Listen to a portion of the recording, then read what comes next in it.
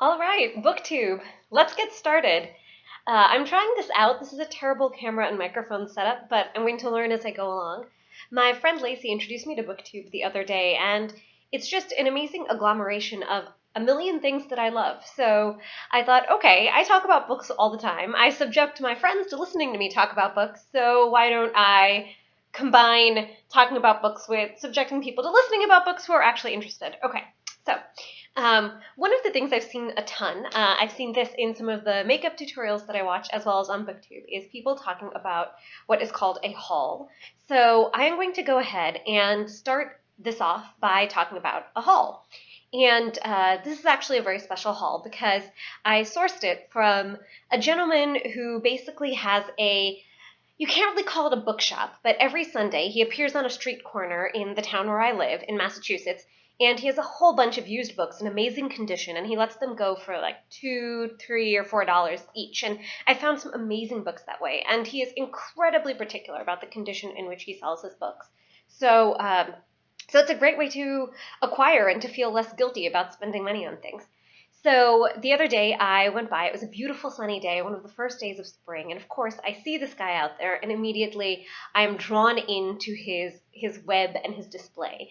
And he's very sweet. One of the things he always tells me is, I can sell for the prices at the prices I do because I have the cheapest rent in town. And it's true. He stands on the road. I don't know how he gets his books to and from. Maybe that'll be my research next time. So I stopped by and I decided to pick up a bunch of books from him, and I am going to show them to you. Okay, so here we are. The first is J.M. Coetzee. Coetzee? Coetzee? I'm not going to lie, I still don't know how to say his name, so if you do and want to put that in the comments or have a suggestion, I'm happy to listen to it. But J.M. Coetzee is...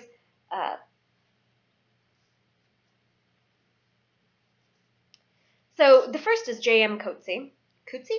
I'm not going to lie, I'm still not entirely sure. If you know and want to let me know, I'd be happy to hear it. But he's an author who's been referred to me many times, and he often is mentioned in the same vein as a lot of other authors whom I like. He tends to be cited alongside other post-colonial writers, and I've actually never read an entire book of his. So I've heard great things about Disgrace. It won the Booker Prize, as it says right up here. And I'll tell you a little bit about it. At 52, Professor David Lurie is divorced, filled with desire, but lacking in passion. So we'll see how this goes. I actually started this the moment I got it. I am about, I want to say, oh gosh, not even halfway through, maybe a third of the way through. And so far, I'm enjoying it. I think we're so far still learning about the protagonist, and I'll wait to reserve judgment until I finally read the book, but I will say that thus far the protagonist is a little bit recognizable to me, and I'm waiting to kind of see how the story lifts him out of his sort of self-centered stupor, so hopefully there's some pleasant surprises in store with this one. My happy discovery when I was buying this is that after I picked it up, and I'd been wanting it for ages, I took it to the guy, and he said, oh, that's in the dollar bin, so... $1 hardback book. It is remaindered, but okay. What else? I'm excited about this one. Paul Auster's Moon Palace. I don't know too much about this book actually. Marco Stanley Fogg is an orphan, a child of the 60s, a quester tirelessly seeking the key to his past, the answers to the ultimate riddle of his fate. So that sounds interesting. So I have to be honest, I was first attracted to Paul Auster because I started reading work by his wife, Siri Hustvedt. And I don't know if you've read anything by her, but she's probably one of my favorite contemporary writers, probably one of my favorite writers of all time. Her book, What I Loved, is extraordinary, and I have several of her books on my shelf. So I've always thought that if I met Paul Auster, one of the questions I would have for him is, what is it like being married to one of the most visionary literary intellects of our time? And so I thought it'd be cute to kind of read something he's written and see if I can get an insight into that question somehow. I also, ages ago, read a really interesting letter exchange between him and Coetzee, in fact, in which they talked about heroism, and it was an interesting back and forth, and they were talking about why people are attracted to heroism and as a story. And one of the things that one of them said is, maybe men are attracted to heroism because they need heroes, or sports because they need heroes.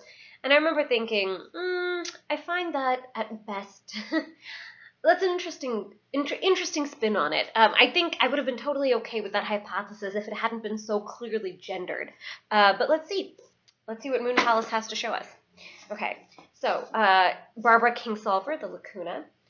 This is another one that I was shocked to get for as cheap as I did. It is in absolutely mint condition. I swear this is not an ad for this gentleman's book corner. She's just an amazing writer, and I remember reading the Poisonwood Bible years ago and just finding it one of those books I could not put down. Incredibly fascinating story that kept me going from start to finish. Beautifully told, beautifully narrated, fascinating characters. So hopefully we'll get some more of that here. I also, in terms of subject matter, this is probably one of the books I was most attracted to. It's an epic journey from the Mexico of artists Diego Rivera and Frida Kahlo to the America of Pearl Harbor, FDR, and J. Edgar Hoover. It is a portrait of the artist and of art itself. And I generally just love books about art and artists. I think that's one of the reasons I was drawn to What I Loved by Siri Hustvedt, actually, is because it is probably one of the most excellent examples of a book about the artist. Okay, and then finally, I got A Moveable Feast by Hemingway. Hemingway has long been an author whom I adore, and I mean, I'm not going out on a limb when I say that he's considered probably one of the greatest writers of his generation, if not the greatest. But I've read several of his pieces. I actually really enjoy his short stories as much or more than his novels a lot of the time. But the reason I was drawn to this particular title, and I went and asked the gentleman if he had this book, because I've read several other of the novels, and he had all the others, and it took him a minute to find this one. But I recently read The Paris Wife, which is a story about his first wife, Hadley, and it's told from her point of view, and it talks about how they first got married. She was several years older than him, and how she, as a sort of famous among people who are familiar with Hemingway and literature, she actually lost a suitcase full of his original manuscripts, and I've heard some people say that that's sort of the moment at which their marriage began to unravel.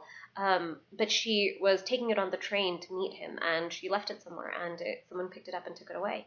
And I don't think it's surfaced. I don't think we've ever found it. And so Hemingway actually had to rewrite a lot of the things that had been in it.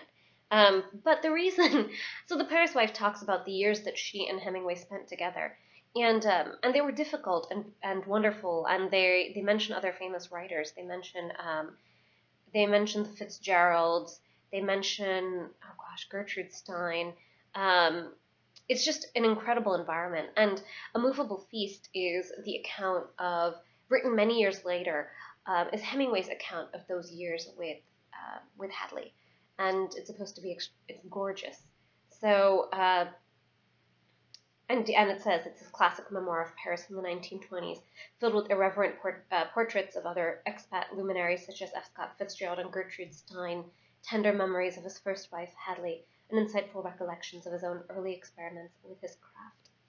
I think memoir is in general a difficult space. I have read a lot of memoirs. I think a lot of things are published under the name of memoir in the form of essays today of varying level of insight, and I'm curious to see how Hemingway tackles that territory. I will say that if you're looking for a memoir, one of the best, and one that sort of, in my view, redeemed that genre was Burning the Days by James Salter. So yeah, so those are my 4, and I will check in with you periodically as I read them. I know one of the goals of BookTube is to talk about books that are contemporary or recently published. And I'm going to be honest, I'm not going to be doing a lot of that necessarily. I don't get books, I don't get review copies. So I talk about things that I love and that make me think, and look forward to doing more. Okay. Thank you so much.